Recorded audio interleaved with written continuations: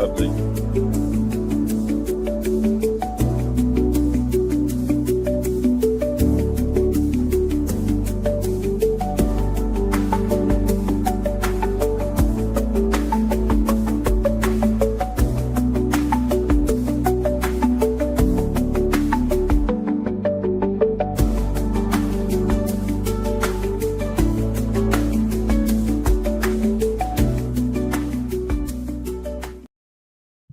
And we are here. We are live. We got Daria Devlin on the show. We're waiting to catch up to speed with everybody, but she is the 2025.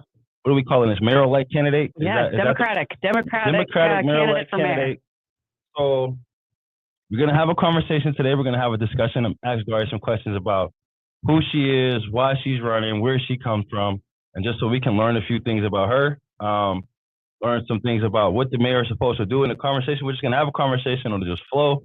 We'll see if anybody has any questions in the comments.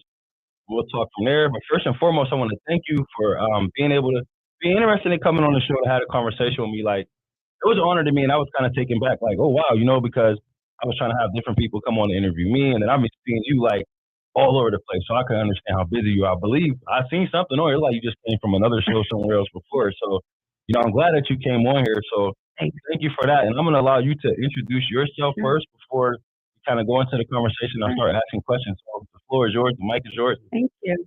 Thanks. So thank you for having me. I'm honored to be here. So you shouldn't feel anything. I'm honored to be here. I love your reach. I love the conversations you have. So I want to be a part of that. I also want to apologize. I know we were supposed to be together last week. I had a family situation. So thanks for also rescheduling me because I was so bummed if we weren't going to get to talk. So thanks for that. I'm Daria Devlin. I'm running for mayor on the Democratic ticket. I was born and raised in Erie. I always like to start with that because when people ask me why I'm running, I'm like, I'm running because I love Erie. I'm running because I love Erie because all the good things about me came from Erie. So I was born and raised on the Lower East Side, from German. My neighborhood, the old Russian neighborhood down there. Went to Pfeiffer Burley School. Graduated from Central, class of '95. Back when we were the Falcons. Not there anymore, but it's okay. Went away to college. I went to Colgate University in upstate New York, and I met my husband there. Okay. I met him on our very first date. He was from Connecticut. We dated through college, graduated, and got married. So I got married pretty young. I was 22, right out of college, and we lived in Pittsburgh. We went to law school, and I was just like not feeling law school. Just wasn't for me. I started working. I actually worked for an immigration lawyer, so it's kind of interesting. Like right now, with everything going on. But when he was done, I was like, I want to move back to Erie. I wanted to have our kids here. My family was here. My church was here. Those were the things that were important to me. So we moved back to Erie, and I wanted to be in the city because the city had raised me, and somebody had written an article that I read once about why your city needs you and it needs you to get involved and pay your taxes. And I was like, that spoke to me. So we bought our house in the city and sent our kids to public school, and we've lived in the city the whole time. I'm so proud. My boys have gone to our public schools, Jefferson, Wilson, Collegiate Academy. And I got involved with the district because I really care about kids and public education. And that's just kind of led me on this path. So I'm doing this because I think Erie can do better. I'm a hard worker, and I'm ready to give it all I have. Okay. All right. Well, thank you for all of that, and I'm glad that you came back to Erie. Like, I feel like I share a passion about Erie. Like, I love Erie. I was born and raised here. I've only left to go to college, but I mean, as far as like outside of some of those things, like what are some of the things that you see or you feel like you're already going on that is good in Erie? Like, what are some of the benefits of being in Erie, as they call us, or some of the benefits that you have from living in Erie? Yeah, I mean, I don't like it when people say negative things about Erie. I mean, we have like your family, right? Like I can talk bad about my family, but you can't talk bad about my family. We have things to make better, but I think the water, the bayfront, like I travel. I really love to travel, so we go different places, and I just come back to being like, we have such a gem. Like we have this resource that could be so much, So I really love that. I think we take it for granted. I grew up on Front Street, and I still watch the sunset every night. Yeah. Now I don't live down there. I'm like, oh man, I took it for granted. You know what I mean? So, yeah, I mean, I think the Bayfront. I think the cultural diversity in Erie is so special. I run my church's Russian festival. We've got the Greeks, we've got the Polish, we've got the Italians. Now we've got all the new American things going on. I love that about Erie. I think it's like just gets that vibe of like this really rich diversity. I love that. I really love the people here. And I think most importantly is this. Erie is the right size because it's big enough that we have, a lot of good things that we need, but small enough that we can solve the problems we need to solve. Like, it's not Detroit, it's not Philly. When we talk about things like education and housing and, these huge issues, I don't even know how you start to tackle those in those communities. In Erie, I think we can fix our problems. Right. So for me, my dad always said this: Erie is a place where you can make a difference, and I feel that every day. Okay. Yeah, no, I agree with that too. I like being in Erie. Like everybody knows I love the winter, but I enjoy it. Like being able to No, I don't love the enjoy winter, all man. four seasons. And then when the weather breaks, we do some fishing or we do some hanging out around here. So like I love a lot of things about Erie, and I decided to put my hat in the ring as far as running city council because, like you said, I feel like if there's an opportunity to add value, then I'm going to add value. But then like I feel like a lot of people aren't really educated on like what a mayor actually does, Yeah. or like because you think people think president or you think governor, so you don't really think mayor. So if you had to kind of like give us an explanation of what a mayor does, how would you describe that? You know, People think like when you vote for president, like the most important thing you're going to do, and yeah, it's important, of course, but like the mayor actually has a much bigger impact on your life than the president of the United States, right? So the job of city government, right, which the mayor leads, the mayor is like executive of the government, of the local government, just like the president is the executive of the whole country. It's all on different levels. Just like the governor is the executive of the state of Pennsylvania. So as the executive, the mayor answers to a legislative body, just like the president answers to Congress and the governor answers to the state legislature, the mayor answers to city council, right? So that's the legislative branch and the executive branch. So it's mirrored at every level. But here, as the executive of the city of Erie, the city's job and the mayor's job to execute that is really to worry about local government, which is core services, city services, your garbage, Mhm. your streets, your snow removal, the city's budget, and, kind of those public safety, police, fire. So the mayor appoints the police chief, for example. The mayor appoints the chief of the fire department. The mayor is the one who sets the budget for every year. The mayor is the one who goes out and ensures that the city is enacting the laws that city council is passing. So it really is the administrator, the executive administrator for the local government. Yeah, and I'm glad you explained it that way because I have conversations with people and I try to explain to them or emphasize the importance of paying attention to local government, local politics, and getting more involved in like the local legislation because like I see people go back and forth all day on the internet, about different things that are happening on the Yeah. federal level or even on the international level, and I'll try to like educate people on the importance of the local government. So like even if like you had to put in your own terms, like just to freestyle, like why is it Yeah. important to get involved in local government? First of all, I mean, what are the things that most impact your life, right? So your taxes impact you.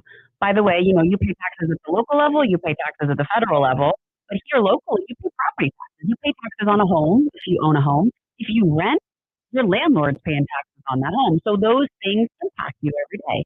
You're impacted if your garbage gets picked up or it doesn't. We all saw back in the winter when, back in Thanksgiving, when the snow doesn't get removed, you're impacted by that, right? So these are really the things that the mayor is in charge of. You're impacted in how the police our city. You're certainly impacted in how the fire department responds. One of the things I've learned in this is how much more the fire department does than just respond to fires. Yeah. They're typically the first responder for very small, items, car crashes, all of that. So all of that rolls up to the mayor. And so that really impacts their life every single day.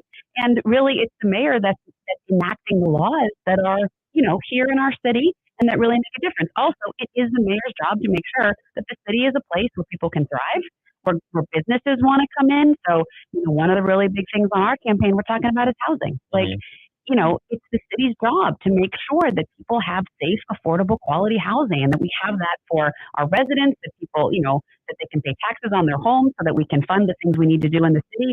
By the way, you need to make sure your sewers work. Like, it ain't sexy stuff, to be honest with you. Right. But these are the core city services, and they matter to you every single day. It's going to matter if your sewer lines aren't working anymore. It's going to matter. We saw a couple of years ago over on East 7th Street where stormwater, those pipes collapsed and people died in that. So safety, public safety infrastructure, this is all stuff that your city does. Your city has control over. Okay.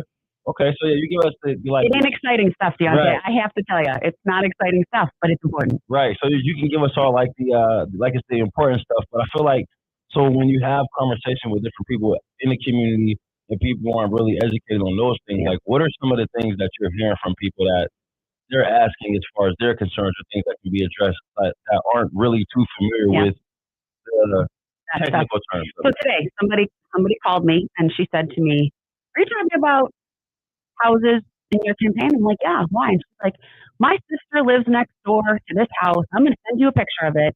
It is falling down." She said to me, "You know, the porch is falling down. It looks terrible. There's rats and rodents and all that kind of stuff.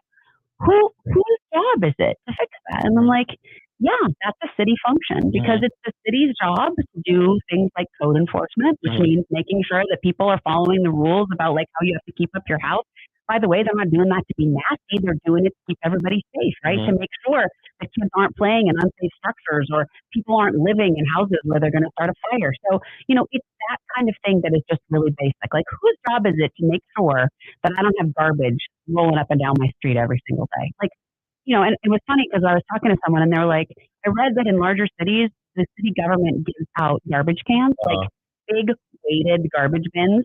And just in doing that, it makes the city so much cleaner because, you know, in poorer communities, like I have a weighted garbage bin. Those things cost like $150, $200. Right. If you can't afford that, what do? You put your garbage out in a bag, right on the side of the road.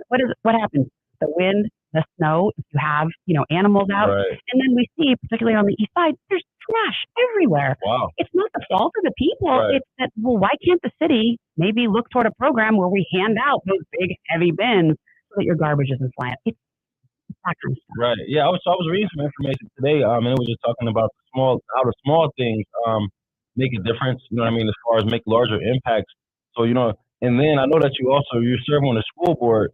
So, like, when you talk about small things and impacts, and then even community, like, how does the two tie together as far as like what you've learned and the information that you obtain based on dealing with the parents and dealing with the students and transitioning into like the mayor role? Like, how does those two kind of go hand in hand, or where you feel like you can assist or some of those areas that you have a lot of knowledge on? So I'm going to talk like big picture and then we'll go specific, right? So first of all, everybody I think knows by now that the way our schools get money, the way that they're funded, is mostly through our property taxes. So those taxes that you pay on your home, right? You pay 3 bills. You pay one bill to the school, one bill to the city, and one bill to the county. The school bill is the highest of the 3 of them. You actually pay the vast majority of your taxes to the school district. Because schools are funded mostly with property tax money, when houses don't have as much value, when not as many people are living in the city, there's less money to fund the schools. And we've seen that. And then we have to rely on the states, and that's not always reliable, right? So there's a connection there between neighborhoods and houses and taxes and the schools. So that's number one. That's like big picture though. Okay. On the day-to-day, I want you to think about, you know, if you live in an East Side neighborhood and your kid, like I'm thinking about myself. I went to Pfeiffer Burley, right? So I walked up German Street, Pfeiffer Burley. If German Street isn't plowed, or if the sidewalks aren't clear, how am I going to get to school, right? It's the city's job to plow the streets and to ask the neighbors to plow the sidewalks. It's the school's job to make sure that I'm safe when I get there. But those two things have to happen together because I'm walking through the city streets to get to my school. Right. So there has to be a connection there in terms of just basic services. And we talk about families and communities, right? People criticize our schools because they say they're not doing what we need to do for our kids. And we do need to do better. You and I have had that conversation. However, families are struggling outside the school. So if they're struggling with things in their own life, like high poverty, a third of our kids live below the poverty line in the city of Erie. That's unacceptable, and no wonder those kids are going to struggle when they get to school. Right? Real quick before you jump on, like, what is the poverty line in Erie? Is there like a certain amount, like a dollar amount? There is a dollar amount. It's set by the federal government, and I don't know that number off the top of my head. Yeah, what I do know though is the federal government sets the poverty line. It basically said anybody that makes less than this, you're living below that poverty line. And the just an article, I don't know, 2 months ago came out. A third of all kids in the city of Erie are now living under that poverty. By the way, it's one of the highest in the United States. And those are statistics that are. And those are easily findable, right? So when you wonder, like, well, why are our schools struggling, or why do we have these problems? Because we have problems in our neighborhoods and in our communities. Those are city issues. They're not school issues. They reflect each other. What's happening on the streets is happening in the schools. We have to do better to work together to have those conversations and educate people on how to make their lives better. That means better jobs. It means better housing. All of that. It all fits. Nothing can happen without the other. Right. Okay. So do you feel like, as far as like, is that something that's missing, or is that something that's being ignored, as far as like how, based on the history of Erie and based on the demographics in the areas that you're talking about, like, what do you think has been taking place to Yeah. where we're not up to speed with some of the other areas of town? Well, I have a couple things first just about the schools. I'll say this. Part of the problem I think we have is the people in power for a very long time don't send their kids to our schools, so they don't really understand the issues that are being faced by the kids and the families inside the schools. We have people in positions of power and in positions of authority. They don't even know the reality. So how can they really lead and govern when they don't know the reality? So I think that's a real issue, right? Another big issue that I see is we are turning kids out of high school without the skills that they need to get the jobs we need them to get in Erie. So how are we ever going to grow our economy, bring more businesses in, get all these, if we don't even have the talent, the workers who have been educated well and have the skills that those employers need? That's like, and then, by the way, those are the jobs, those are the family sustaining jobs that bring people out of poverty. So Okay. we have to do those things together, and I haven't seen that. I mean, I don't see great connection happening between all. It's like everybody just does their own thing in their own silo. We got to bring it together. Yeah, that's interesting that you say that, because I was always curious to that, like, because I go to school board meetings, city council meetings, county council meetings, and I don't ever see some of those same individuals in those different meetings to understand the importance of how the relationships within the community can impact the behaviors of some of the kids in the school and what's taking place in the county, even have like that college that they have out there. But like, it seems like to me, because I'm so ingrained and embedded in it, it seems like that's a simple fix, but it's like it doesn't take place to where it makes people think that we're being ignored. You know what I mean? So when people have that feeling of being ignored and feeling like we've been missed for so long, like, how do you get people to get more active and get Yeah. more involved in government and politics to trust and believe that these are some of the things that people bring to And us? I actually believe we have a lot of resources in Erie. And that's why I said before. I mean, we're resource rich. We have a lot of things. I think we actually also have a lot of good and caring people who want people's lives to be better. But we don't get that information to the people that need it the most. Like, it's so basic. But things like, do you know that there's a program at the city where you can apply and get your roof fixed? There was money, all that money that came from the federal government during COVID. You could apply to get your roof fixed. You could apply to get, so much money to fix up your home. They were having trouble giving that money away, and most of the people who needed it never knew about it. Right. That's a disconnect. Right. You've got to be in the neighborhood talking to the folks, and trust is a big issue. And I'll be honest with you, we've lost the trust, right? The schools have lost the trust.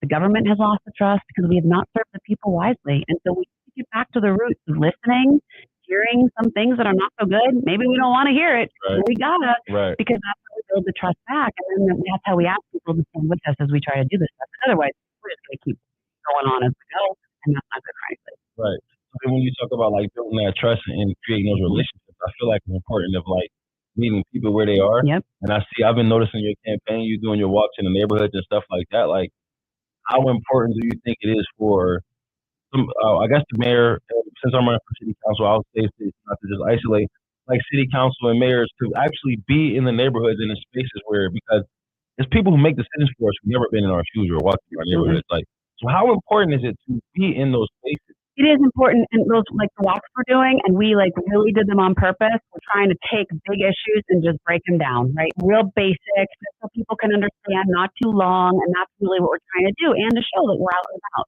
But, you have to listen and meet people where they are, like you said. You also you have to do it in an authentic way. Mhm. So somebody gave me this advice. It might have been you, actually. I'm going to think about it. Somebody said to me, because I would say, well, people don't come to school board meetings. I don't know how parents feel. And they were like, how about if you go over to Roger Young Park? Mhm. I think it was you, now that I'm talking. Mhm. Go over to Roger Young Park. Why don't you stand there while kids are playing football during football season? I bet they'll come up and talk to you there. Mhm. I never forgot that. You're totally right.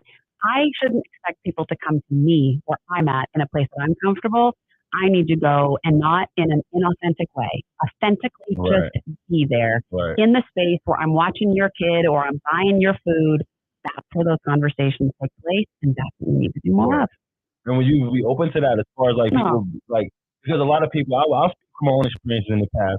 Like, when you see a person who's a city official or running for a position, it's like it's some type of intimidation, or you're like an authoritative figure to where it's just like you're not famous. It's certain, because when I was younger, you see the mayor, it's like, oh my God, the mayor. Or you see somebody in the school board, like, oh my God, especially if that person doesn't look like you. So how do people know that it's okay to? I don't even know how to pose the question. Well, I mean, respect is nice and good, right? Like we should have respect. Even on school board, people yell at us and say, I'm like, we don't get paid to do this. Like we're just doing it because we care. So I mean, I think respect is a nice thing, but there's a difference between respect and being approachable, right? So for me, there's a lot of stuff. Part of the thing that's getting me through this, you and I were talking like, how do we do this in campaigns? What gets me through is talking to people. Like it gives me energy back, because I like to hear about what they're doing and what their life is like. And I've been liking going to like church fish dinners and sitting down with folks and just kind of hearing. I enjoy that. I will always be like that. The other thing about me is I know this city and I know the neighborhoods and I feel comfortable in every single one. Okay. I'm not a person who's like, oh, I can't go there. I guarantee you there is not a part of this city that I have not been. I'll be honest with you, I'm a little more on the east side. I don't know the west side quite as well, but I'm getting there. But like, I feel comfortable. So whenever anybody asks or invites me, I'm like, yeah, absolutely. A couple weeks ago, Zach Sharif from the school board invited me to the Islamic Center, and they were doing a Saturday program, with some of the new American kids. And I went in there and I learned and listened. It was such a great experience for me. I will continue to do that. It's important, and I like it. So that's interesting too. So like, something with me is like as I'm running, I'm getting invited to a lot of different places, and sometimes it's places that I haven't been to. So it kind of makes me in my own mind like, should I go here because I don't want to make it seem like I'm only here because I'm running? I hear that. Or also it's like I look at it like, okay, well since I don't typically go here, this is now an opportunity because these people who are in these spaces are realizing maybe I'm somebody who can help them. So I'll be kind of like, do you have issues you guys be on the fence like, well, I've never been here before. I've never been here before, and now I don't want to go in here and act like, can you hear? Hold on, my sound or your sound? Can you hear? Yeah, I can hear. I don't know. I can hear through the headphones. Yeah, see if you can hear yourself. Oh yeah, I can. Yeah. All right. I don't want to just occupy somebody's space when I never really went there, but then I also got to look at it like maybe it's the time for me to go. And look, you're running for office. They know why you're there, right? I mean, I just think we have to be honest about that. But I think if you're invited or you go and it's an opportunity for you to learn about something new, I think we go and we're honest and say, yeah, I've not been here before, but here's why I'm here today and I want to come back. I think that's totally fine. Okay. Hold on real quick. Go ahead. They're saying both of y'all sound fuzzy. Huh. I'm not sure if Here, I'll put my headphones on too and we can see if because I can hear it. Can I hear it? I want to make sure. I can hear it through my headphones. Yeah, I can hear it clear through the headphones, but I want to make sure they can hear it too. Somebody in the comments, I don't know how to pronounce her name, and I don't want to ruin it. I know we just keep wanting to catch up because I think we behind all the time anyway with the comments that they see. But yeah, going back to that, like I be feeling like it is authentic because I know my heart is good and I know why I'm running and why I'm stepping into the space, but I also don't want to feel like I'm violating somebody's space by all of a sudden just showing up like you're a politician. That's the only reason why you're here. So, well, let me give you an example of that. I've been talking to my folks on the campaign, and I'm like, I really want to go to some churches. Like, I'm a person of faith. I go to my church. I want to go to some others. I think that's a good place to see people. And I'm like, they're obviously going to know I'm visiting, right? Like, but I don't know. I feel like that shows my willingness to like meet them where they are and learn about something new and be in that space. So I'm just honest about it. Honestly, I think if we approach things in honesty, it's the best way to go. Okay. So then I guess I want to just like kind of ask some questions about you. Like when you finally made the decision, like, you know what I'm going to do, like how long did it take for you before you realized, you know what, I'm going to do it. I'm running for mayor for the city of Erie. Yeah, I said to people, like when I first announced, I was like, you think I woke up yesterday and decided to do this? Like I've been thinking about it for like 2 years. And my path really was, I didn't think the mayor would run, to be honest. So I thought the seat would be open and I was like down for that. Open primary, great.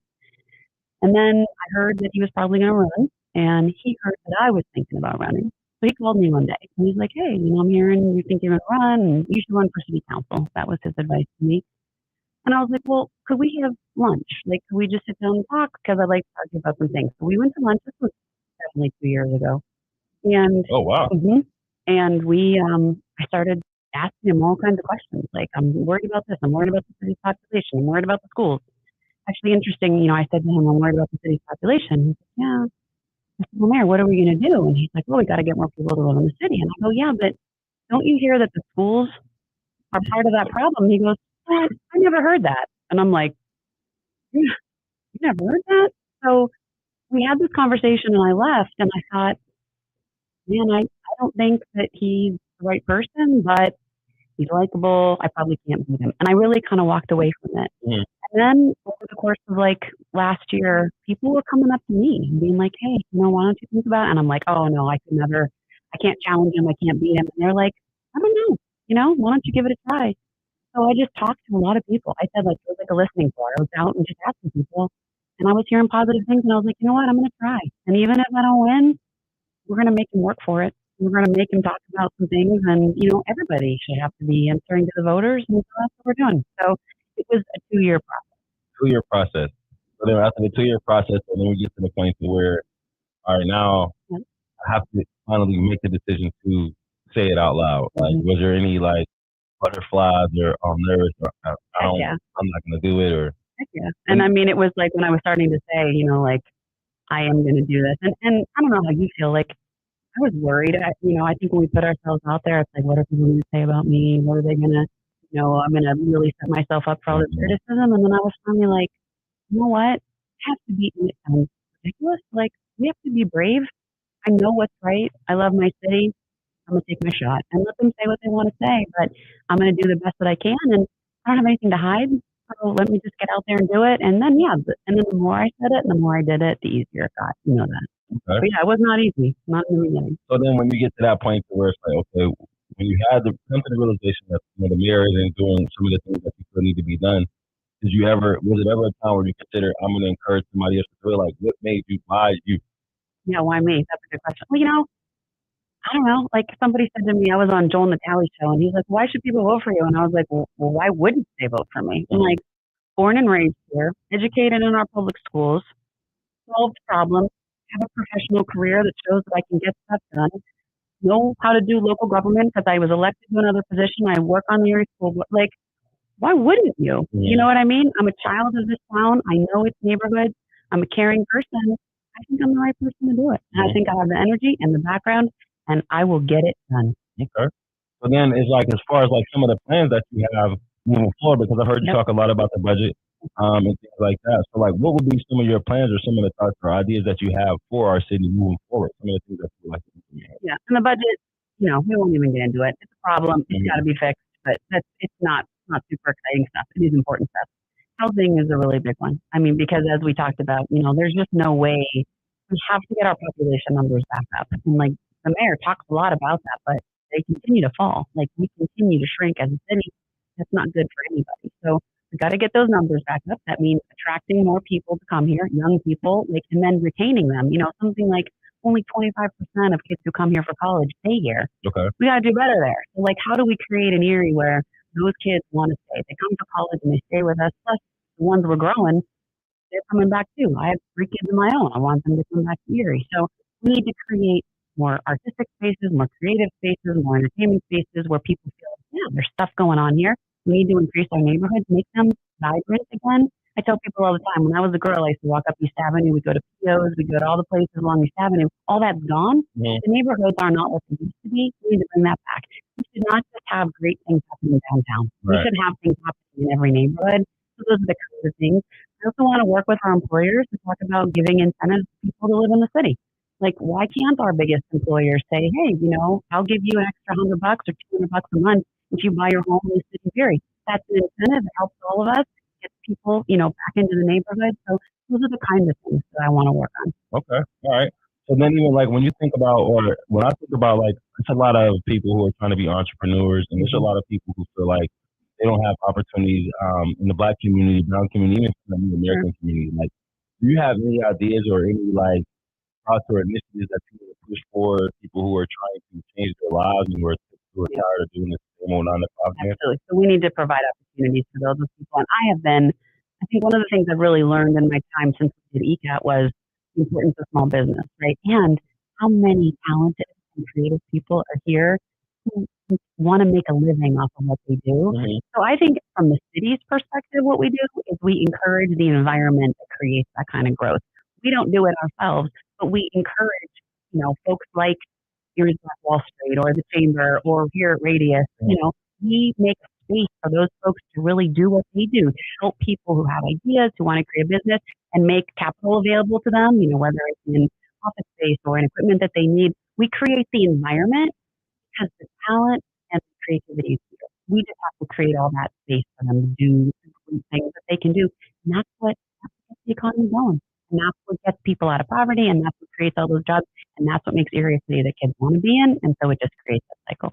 Absolutely, I agree with that as well. I like to talk about just providing opportunities for people, and then even encouraging people to like take that leap of faith. But a lot of people don't feel like they're supported by the local government, or they feel like there are no opportunities, and it's more geared towards because at one point in time they were saying Erie was like the worst place to live for Yeah. white people and stuff like that. So when you hear reports and things like that, then you kind of see the mayor getting more involved in the community. But as far as like some of the results or some of the things that are coming out of it, it seems like it's only going in certain directions. So I was just curious to know like how do we tap into or how do we find those people who we know for a fact are working hard, Hmm. who deserve some of those rewards or awards, but just aren't getting them because maybe it's previous relationships that have already been established to where it's just like how do we help the people who we know are doing the work that aren't getting Absolutely. And here's one thing too I want to say about the mayor. Yeah, you see him around, but I would argue to you, what's he really doing to make people's lives better? I mean, those core things. And I know I keep coming back to that, but it's important. Your house that you live in, the rent that you're paying, your ability to build wealth through home ownership. Like, this is the core stuff for people. So that's really where we need to focus. And, those are the rewards. That's how we make sure we take the basic needs away for Mhm. people. They don't have to worry about that so that they can go to that next level of like, now I be creative. Now I can go out and start my business because I'm not worried about like my roof caving in or, I can't get my kids to school. Like, I think the city's job is to meet those basic needs to Mhm. give the space for all of that creativity. And you're right.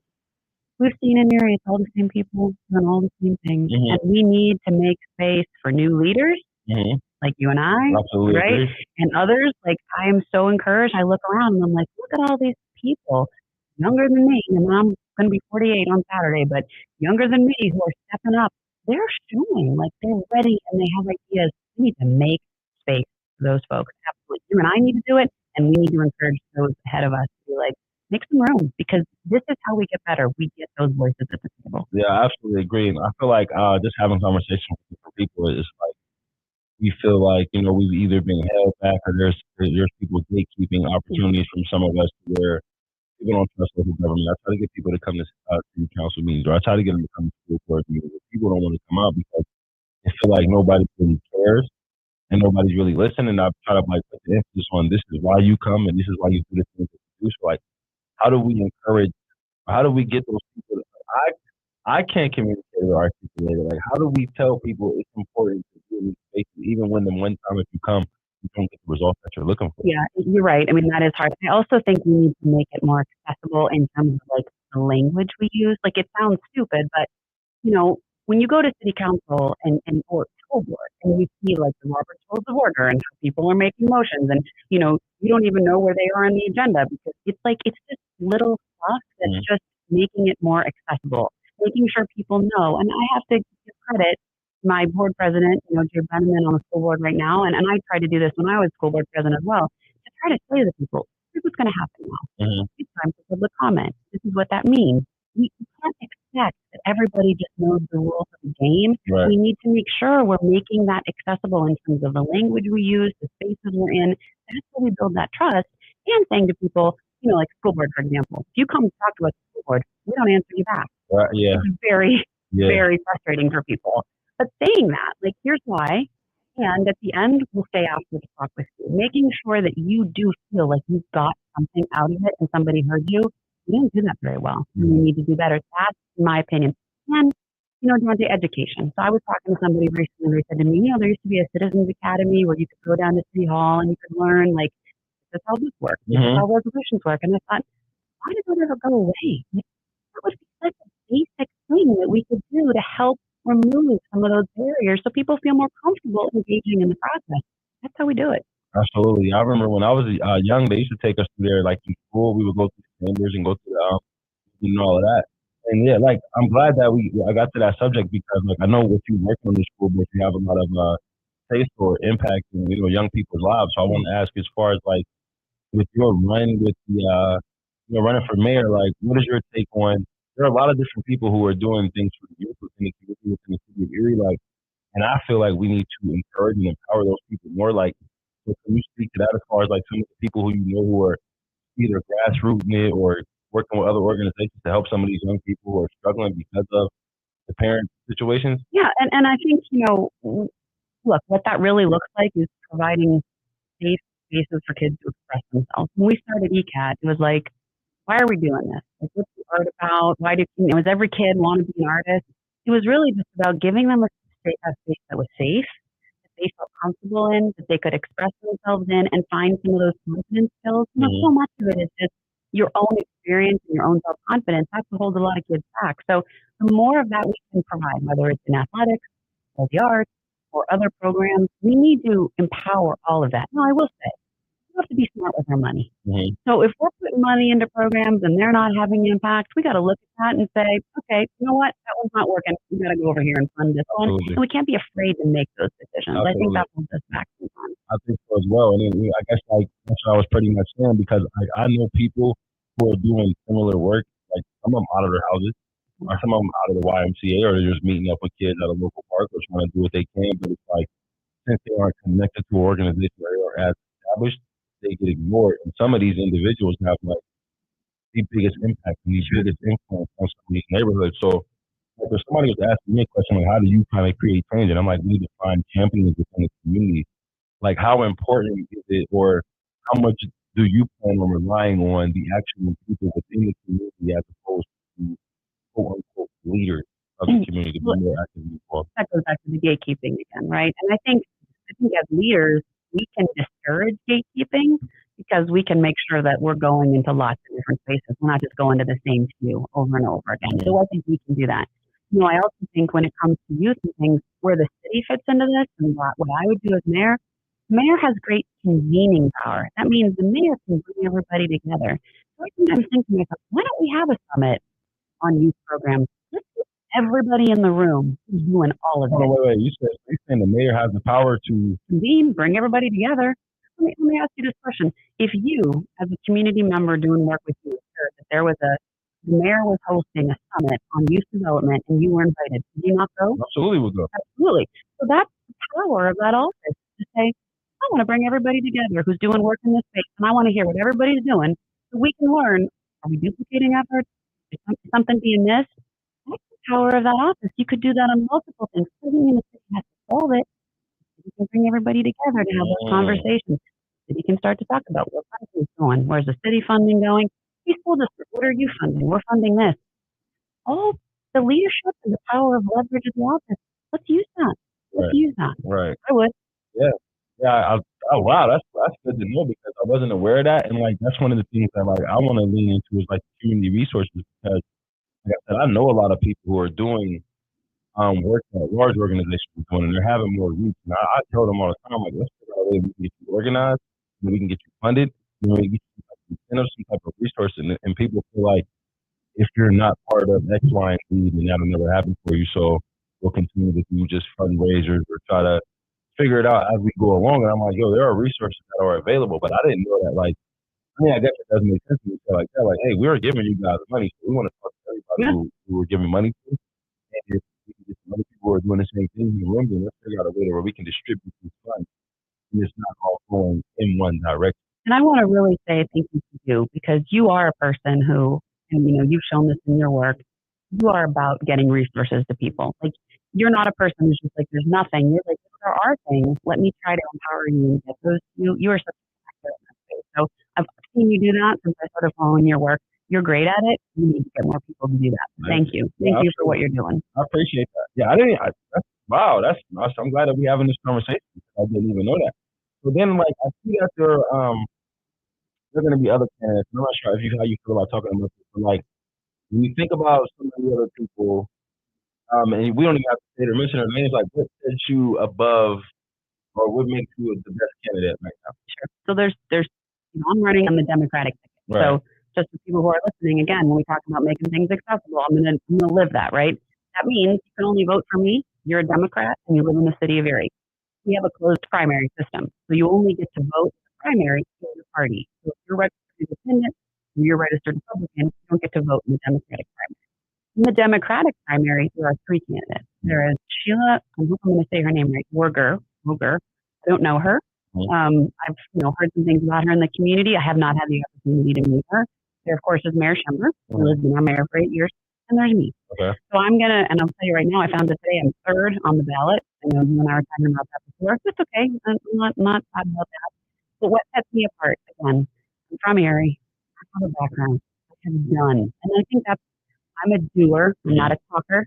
We'll get it done. And so that prepares me. I'm a child of this city that knows the city. And I got to tell you, I think I'm the right age and I'm at the right point in my life. I got 3 grown kids. My youngest is going to graduate from high school, God willing, in May. And I'm going to be 48 years old on Sunday. And I'm ready to give this the next chapter of my life. And I think I'm the right person to do it. Nothing against the other two. Absolutely. Nothing. Let me ask you, if somebody who did not know you, I just want to make sure right. So if somebody did not know you, right? And like where I come from, people are more of a like, don't tell me, show me. It was like an opportunity for you to brag, and it was like, well, she keeps saying like I've done it. Like, what would you say? What have you done? I'm gonna give you the opportunity to be brag. What have you done? So first of all, again, and I'm just going to be honest because we're having another conversation. I understand that I am a middle class white woman, right? And I live on Upper State Street. I live in Glenwood Hills. My mother likes to remind me, you don't live in these neighborhoods anymore. Don't act like you do. No, but I came from them. I grew up in them. Bought my home in the city. And our boys have gone to Erie Public Schools. As I said, that's a commitment, man. Like people, my husband is an attorney in town. Most of his colleagues, they move out of the city. They send their kids somewhere else. We didn't do that. We didn't do it because we believed in these schools. And we believed that if we advocated for our kids, we could make things better for other people's kids too. And that's what I've always tried to do. And in my work in the Erie School District, I advocated and fought for kids that were not just mine, who were all of our kids in our whole city. And I advocated for equity, and I advocated to say these kids deserve every single bit as much as every kid in the county. And I've lived that, and I did it, and I stand on that. Brought more money into the district, and we saved this district, truly. And I was part of that team. A lot of people don't know this about me. I was the one when we closed our high school back in 2017. It was my job to bring together kids from each of the high schools to rename Erie High. I had to lead that with those kids. I took them through the process of what's our colors going to be, what's our mascot going to be, what are we going to name this school. All of that was me because I was in charge of communications, and I did it in a very authentic way with those kids. And I was the one when our sports team came out that first year as the Erie Bulls. I raised all the money to buy them all those new uniforms that they had because I had started the foundation for Erie Public Schools, and we were raising private dollars for that. So that's one part. So you started Erie Public Schools? Yes. So it was the partnership for Erie Public Schools, now the foundation. I started that. Okay. I went to the superintendent and said, I want to help. And he's like, go ahead and help, bro. I don't know. I got nothing for you. And I did it on my own. And I went out and found people, and we started this organization, and it's there to support our schools. So that was me. And then when I left the district, we bought Wayne School, we did ECAT. I mean, I figured that out, raised that money, did that renovation in the middle of COVID, and created that place. And now everybody comes to me and they're like, what all happens out of ECAT for people who don't know? Yeah, well, ECAT, Erie Center for Arts and Technology, ECAT itself says arts for kids, job training, we've got a medical assistant program, free, we've got a construction trades training program, free, to help people out of poverty. That's just one thing. School of Nursing is there. We're impacting and increasing how many people of color are entering the medical field just from that School of Nursing. United Way of Erie County is there. They're doing all their good work with community schools and all the things they do. Primary Health Network is the clinic, the doctor's office right there in that community. Birth Root is there, providing dual services. They're doing great work. The Blue Coats have their office there. Shannon Pulliam is there. This is like this great community place that I created. I did that. And I'll say that out loud, and I try to be humble, but you know what? It's a pretty amazing place, and I'm proud of it. It's okay for you to be able to, I tell people all the time, I'm not a humble person. I'm not a practice humility in my day-to-day life. Like, if I'm doing something good, I want people to know that I did it. Because I feel like if people are going to have a problem with it, it's like I'll do it. I'll do it, and keep going and keep going. And by the way, I did that by raising money from other things, not taking money away from other local organizations, finding new ways to do it, solving problems. That's what I do. And that's what I'm going to bring to this one. I hope that was good. What do you think? I'm the type of person, if you tell me what have I done, I'm going to tell you some of the things that I've done so people will understand. Because again, like I said, like a lot of people hear, politicians talking, those few people talking, it's more of It sounded like you just went around the question without really answering the question. So it's more of a, have you really done something for people to look back and be like, you know what, that's somebody that I should vote for outside of, oh, I'm going to do the things that I'm going to do. And here, and I see we have a question, I'm going to answer that. But I want to say this, when I brag about the things I've done, I'm going to tell you, I've had a lot of privilege in my life. Mm-hmm. And if there's something I'm most proud of, is that I really believe that I've used that privilege now to benefit other people. I have not used it. And some people do that, right? I take my privilege, I'm going to go. I'm going to go do me. That's never been who I am. I really feel that I have lent that back and given back because I felt a lot was given to me. So that's really the thing. Okay. So I see a pothole question on our. So Angela is asking what we plan to do for manholes. Yeah, street cuts, disaster, suspension. Yeah. So Angela, that's all city services. That's all the street stuff that we were talking about. And I'll be honest, I'm learning because I'm having some conversations. The city budget for paving the streets, dealing with the manholes, making sure, my house up on State Street, as soon as I turn off of 38th on the state, my car is bouncing up and down. Mm-hmm. The city's budget needs to have enough in it to do those basic things. Right now, we're spending more money than we're bringing in. We have less money to do those important things. So that's why the budget is so important. Right. People get bored when you talk about it. The budget is important because that's where the money comes from to do your street paving, make sure your paths are correct, make sure your snow is plowed. Again, not exciting stuff, but it impacts you every single day. Right. So like pretty much making adjustments to the budget, to the budget, and keep kind of figuring out what. And I don't know if it was. I overheard somebody talking. They were saying like how there's a lot of new employees because I've been looking over the budget now. Like talking to Mr. Rush, and this guy's been putting in the work. But like there's so many new employees there. Like you said, they're spending money to hire people to try to like. I'm not exactly sure what's going on, but then when you have people who have concerns such as then it makes me feel like people talk about the potholes, people talk about the trash, they talk about the issues with snow, you know what I mean, things like that. And this is the thing, like the city, there's nice things that the city can do, all these revolving loan funds for small businesses. Those are all great things. I would not want to take those away, but we do have to remember it's the city's job to do those most basic things first. If there's money left over, great, let's go do more, but we have to. People are paying their taxes. They deserve those basic things, and other people might do a small business fund, other people might do that. Nobody else's job to plow and pave the streets in the city of Erie. Wow, that's interesting to say that because like when we see we see the giving out the funds, we're all who off for it, but now when you say it like that, so wow, that's interesting. How did you make those decisions as far as like, okay, so for the last 4 or 5 years, they've been giving $100,000 in grants, and then next year not getting grants, but the potholes are fixed. I mean, that's the thing. It's hard. It's hard work, right? I mean, it's it's like Solomon from the Bible. Like, how do you make these decisions? Who gets what? And again, I'm not saying anything bad. I love the small business development. My question is, could we help other organizations do that to make sure we're still getting what we need? The city can focus again on the things only the city can do. Those kinds of things. So those are important. And here's the other thing I want to say. When I'm there, we're going to budget transparently. That means when we do this stuff, we're going to have conversations like this about what the budget means because people don't even know. Right. And so how can they have opinions and even give any feedback? They don't even understand it. We got to stop that. We got to bring it down to the level people can understand so that they can get engaged. It's important stuff. Okay.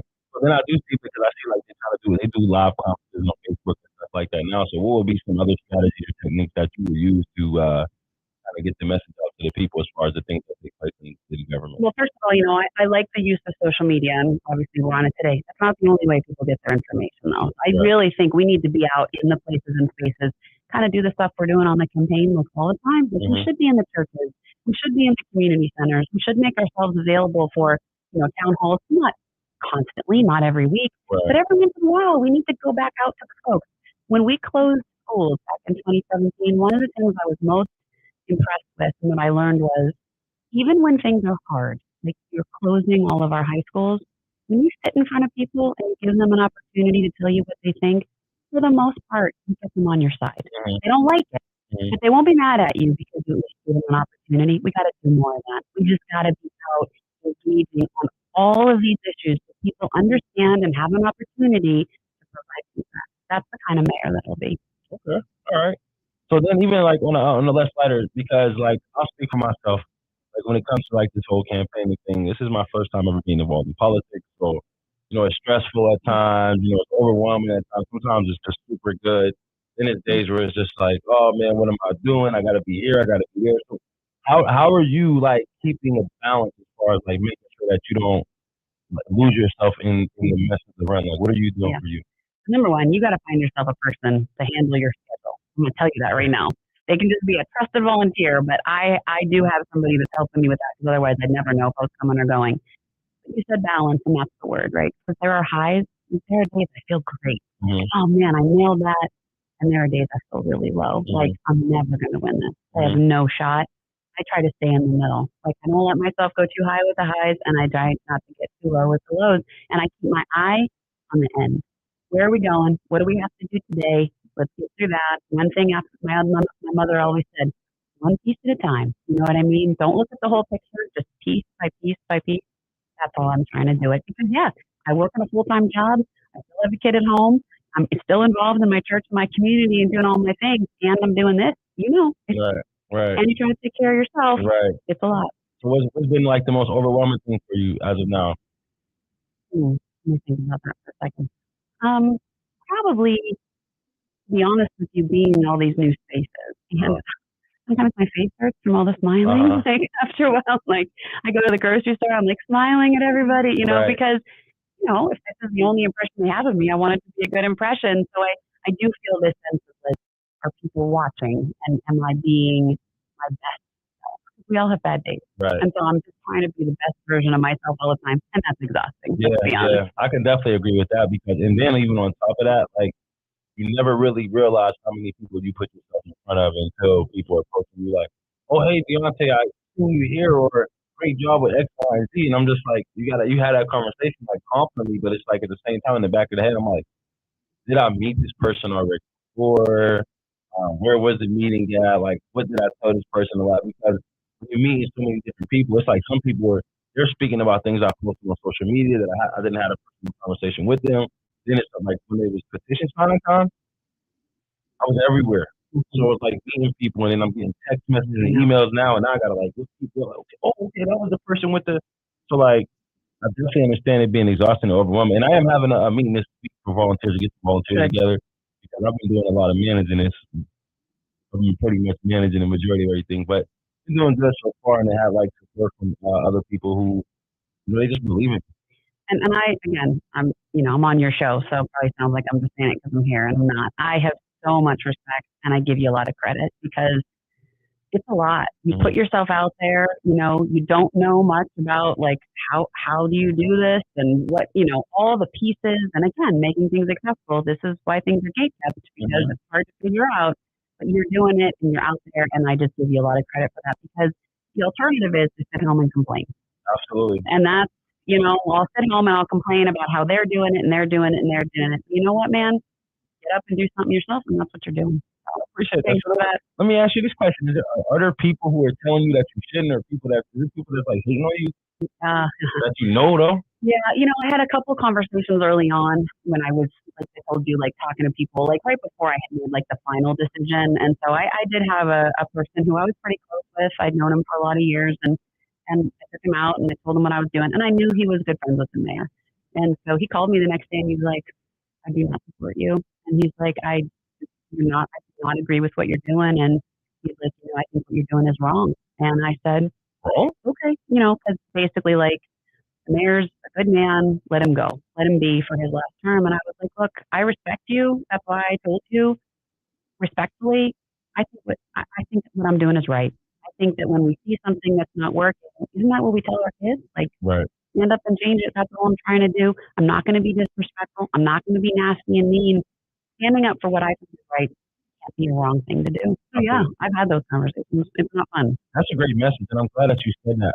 Because it's like I'm in the same mindset with myself as well. It's like I'm not just going to continue to go on with the norm, regardless of how respected that person is or those people are within the community or even amongst other people. To where it's like, that's just so and so. That's what they do. Let it go. But it's like, no, it's impacting my life. It's impacting other people's lives. And if we continue to just let it go on, when the next person comes in, they're going to feel like the same thing. So I'm glad that you mentioned that because I do think a lot of people maybe assume like, oh, it's just a familiarity thing, so let's just let him just have his last term, and then you can go again later. But if not now, And, the budget thing is the thing. I think we need to act on that now. I don't think we can wait. But also, it's how we started this conversation. Erie is a great place. mhm, We love it. It can be better. And if we think we can do better, then we need to try. And that's all this is. It's just saying, I think I can help make mhm, this better. And there's how can there be anything wrong with that? And the voters will decide. If they don't want you or they don't want me, at the end of the day, they'll make the decision and we'll go home feeling like at least we gave it a shot, right, right? right, right. Yeah, understood, understood. I do got a question personally about like what happened with Rural on the Shore? I don't think we Rural on the Shore anymore. You're messing with me right now that I you're don't. asking me this question. Someone told you to ask me this No, I'm question. so serious. Like, I enjoyed going to. Nobody's asked me that, and I wasn't sure. I know Mayor State was running it, and then it just kind of went away. So I don't know if that's like a loaded question that somebody You out are there. cracking me up because I just did another interview on something else that's going to air next week. They asked me that question. I love that. And I go out and talk to people, and people ask me all the time. And I'm like, okay, yeah, I guess we should look into it. I do not know my Mhm, answer. I don't know why it went away. mhm. I know the gentleman who ran it from the Manufacturers Association, I know he passed. Okay, So I heard like maybe that was part of it. I do not know. And I okay. will tell you what I told my last interview, which was like, I guess I'll look into it. Uh-huh. I also didn't know it was that beloved. What? Yeah, I used to love it. I mean, I like it personally. I know some people had different problems with it, but I feel like that was a time where it was people who were coming from all over coming to Erie. I know that made a lot of money in the city. I mean, we had to clean up a lot of mess as Yeah. well, and there was some, it was violence or just about anything. And I'm not trying to downplay anything like that, but that was just like a weekend to where like you met different walks of life. And you seen like some of the nicest motorcycles, got the pop up shops and the good food and all of that stuff. And it was just, but again, I understand some people prefer it, some people don't prefer it, but I always enjoyed rolling. If one person had asked me, I'd been like, well, whatever. Literally, I think you're like the 15th person who asked me. So I guess we need to look into it. I'm gonna leave it at that. Okay. All right. Well, we've been running for about a good hour now, so I don't know if you got any like closing statements or if anybody's watching and you're interested in having a conversation with anybody in the comments or if you have any questions for me. But I think I want to say this. Certainly, if people have questions, we can answer them. Good to do that. Also, I have some events coming up that are going to be in person. They're on our website. That's dariaforerie.com. People should come, just stop by. Some of the events we have are fundraisers, but Okay. some of the ones that are coming up, no entry fee, just come. So people can check that out. So just come talk if you have questions. But what I really want to say is this. I think it's time for new leaders like you and I to take our place and do what we can for our city. The voters will make those decisions. We need people to come out and vote.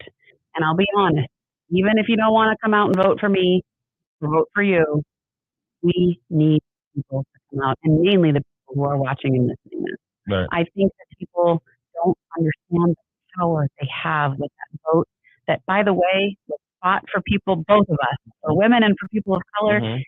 People fought for that right for us and the power, and we need to take advantage of it. And so, if you heard nothing else today, I am begging you, get yourself registered, figure out what you need to do, and go vote in this election. Your city council, your county council, your executives, school board. These are really important things, and this is how we change. Don't just sit home and complain. This is what every person can do.